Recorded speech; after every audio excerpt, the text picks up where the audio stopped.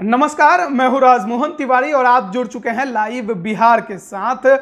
आज से तकरीबन 5 महीने पहले एक रिपोर्ट आई थी। उसमें यह दावा किया गया कि बिहार में उच्च शिक्षा हासिल कर चुका युवा सबसे ज़्यादा बेरोजगार है। उसमें बताया गया था कि ग्रेजुएशन फर्स्ट ईयर से पोस्ट ग्रेजुएशन पास कर चुके युवा 78% बेरोजगार हैं। लेकिन यह रिपोर्ट आने के बाद बिहार सरकार ने ऐसे युवाओं को रोजगार देने के लिए कौन सी पहल की, सवाल ये उठता है। क्या बिहार की सरकार अपने युवाओं को नौकरी रोजगार देने के लिए प्रतिबद्ध भी है? सवाल ये उठता है। हम आपको बता रहे हैं कि वो बिल्कुल भी प्रतिबद्ध नहीं है। कारण भी हम आपको देंगे। यह रिपोर्ट मई में आई थी और उसके अगले ही महीने जून में 64वीं बीपीएससी का रिजल्ट जारी हुआ था। 6 जून को यह रिजल्ट आया था। लेकिन इस रिजल्ट के आने के बाद चर्चा सबसे ज्यादा वेटिंग लिस्ट को लेकर हुई। 1454 अभ्यर्थियों के चयन की बात 64वीं बीपीएससी के फाइनल रिजल्ट में कही गई। लेकिन मैं आपको बता दूं कि लगभग 200 सीटें खाली रहने का अनुमान लगाया गया है।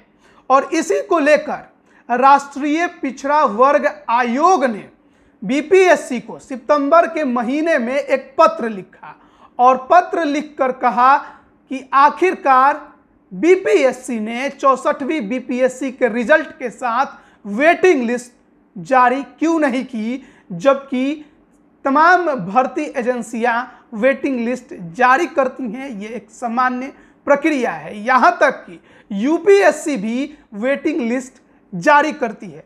15 दिनों का समय दिया था राष्ट्रीय पिछड़ा वर्ग आयोग ने बीपीएससी को। 15 दिन छोड़िए, 1.5 महीने 2 महीने बीत चुके हैं, पर बीपीएससी की तरफ से कोई पहल नहीं की गई। और ये वेटिंग लिस्ट आखिरकार इतनी जरूरी क्यों है, वो हम आपको बता रहे हैं।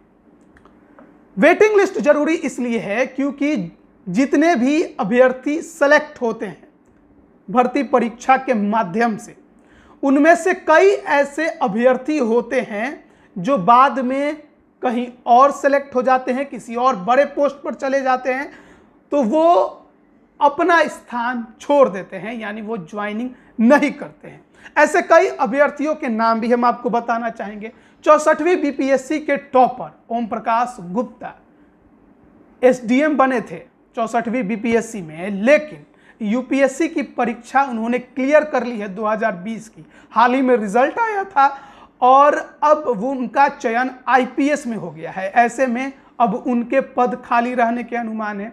इसके अलावा 65वीं बीपीएससी के टॉपर गौरव सिंह के बारे में भी बताया जा रहा है कि वो भी 64वीं बीपीएससी में सेलेक्ट हुए थे, लेकिन क्योंकि अब उनका रैंक 65वीं में ज़्यादा हो गया है तो वो 64वीं बीपीएससी को जिस पद पर उनका चयन हुआ था उसमें अब उसको वो छोड़ देंगे। कई ऐसे मेरे खुद के जानकार हैं जिन्होंने 64वीं बीपीएससी में पद हासिल किया था, लेकिन 65वीं बीपीएससी में उनका रैंक पहले से ज़्यादा बेहतर हो गया है, तो अब वो 65वीं बीपीएससी के तहत चयनित पदों पर ही जाएंगे, 64वीं बीपीएससी को छोड़ देंगे।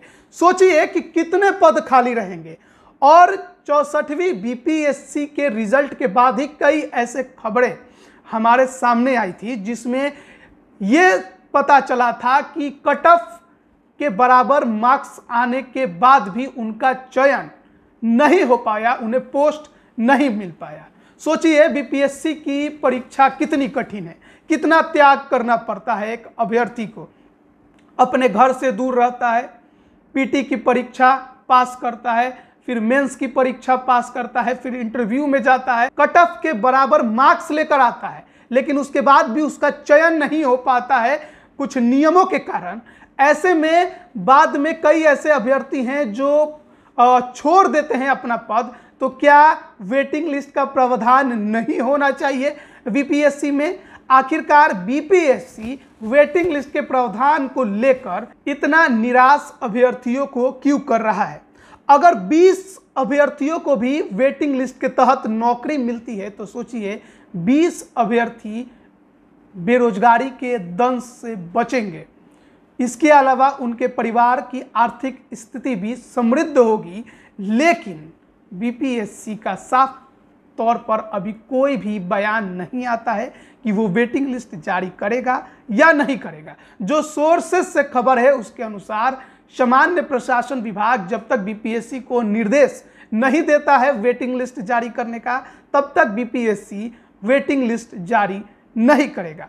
और इसी को लेकर 64वीं बीपीएससी के कई ऐसे अभ्यर्थी हैं जिनका एक समूह उपेंद्र कुशवाहा, जो कि जनता दल यूनाइटेड के संसदीय दल के अध्यक्ष हैं, इसके अलावा विधान पार्षद भी हैं, उनसे मुलाकात उन्होंने की। और उसके बाद उपेंद्र कुशवाहा ने सामान्य प्रशासन विभाग के प्रधान सचिव को एक पत्र भी लिखा है। वो पत्र हम आपको दिखा रहे हैं। उसमें वो लिखते हैं कि संलग्न पत्र के आलोक में सादर कहना है कि राष्ट्रीय पिछड़ा वर्ग आयोग के द्वारा दिनांक 8/9/2021 को 64वीं बीपीएससी का वेटिंग सूची 15 दिन में जारी करने को कहा गया।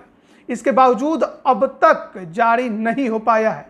सूत्रों द्वारा ज्ञात हुआ है कि सामान्य प्रशासन विभाग से दिशा निर्देश मिलने के बाद सूची जारी की जाएगी।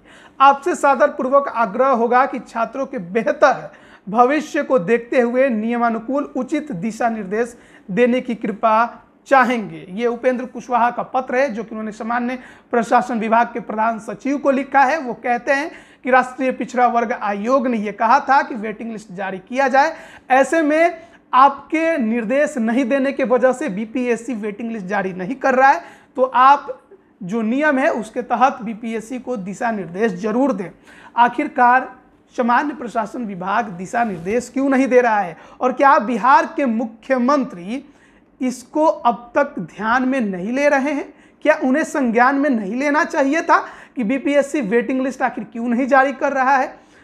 अब जो पद खाली रह जाएंगे वेटिंग लिस्ट जारी नहीं करने की वजह से, वो अगले साल अब जो अगला बीपीएससी की परीक्षा होगी उसमें जोड़े जाएंगे। लेकिन अब वो कब परीक्षाएं होंगी, कब तक उसका रिजल्ट आएगा, तब तक कई ऐसे अभ्यर्थी होंगे जिनका उम्र निकल जाएगा। वो क्या करेंगे? कई ऐसे अभ्यर्थी 64वीं बीपीएससी में भी होंगे जो आखिरी अटेम्प्ट अपना दे रहे होंगे, परीक्षा में कट ऑफ के बराबर मार्क्स भी लाए होंगे, लेकिन वेटिंग लिस्ट का विकल्प नहीं होने की वजह से वो रोजगार से वंचित रह जाएंगे। अधिकारी बनने का उनका सपना टूट जाएगा।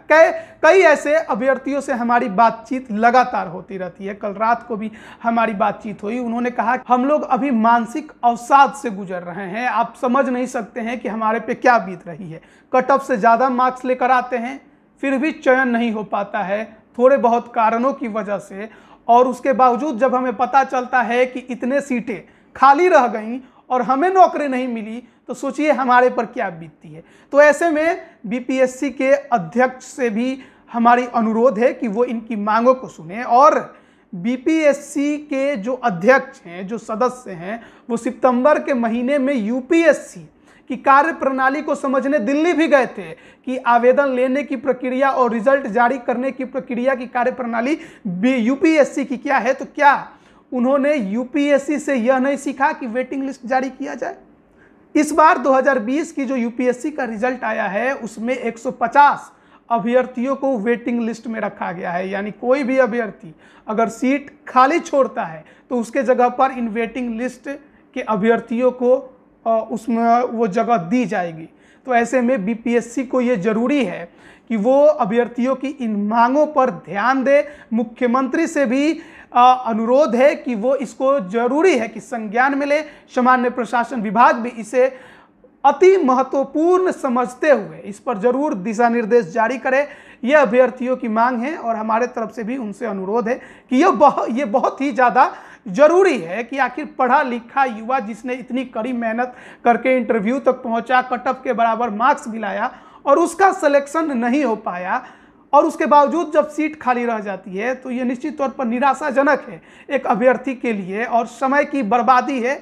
ऐसे में जरूरी है कि आप इसे अति महत्वपूर्ण विषय मानकर इसको जरूर संज्ञान में ले, एक उचित दिशा निर्देश जरूर जारी करें। आप सभी का बहुत बहुत धन्यवाद। आप बने रहिए लाइव बिहार के साथ। लाइव बिहार यूट्यूब पर सब्सक्राइब और फेसबुक पर लाइक जरूर करें।